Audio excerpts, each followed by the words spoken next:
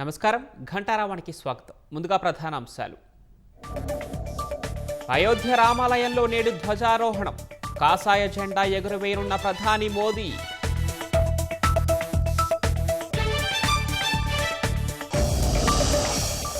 రంపచోడవరం కేంద్రంగా జిల్లా ఏర్పాటుకు ప్రభుత్వం కసరత్తు.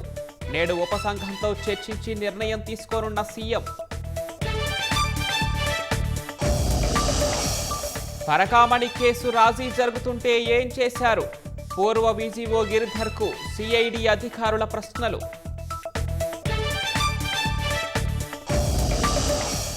పదివేల ఏళ్ల తర్వాత బద్దలైన హేలీగుబ్బి అగ్నిపర్వతం.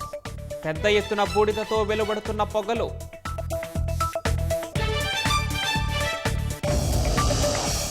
4 కిలోమీటర్ల పొడవైన చీరతో కృష్ణమ్మకు సారే. నాగాయలంక బొబ్బర్లంక మధ్య పూజలు.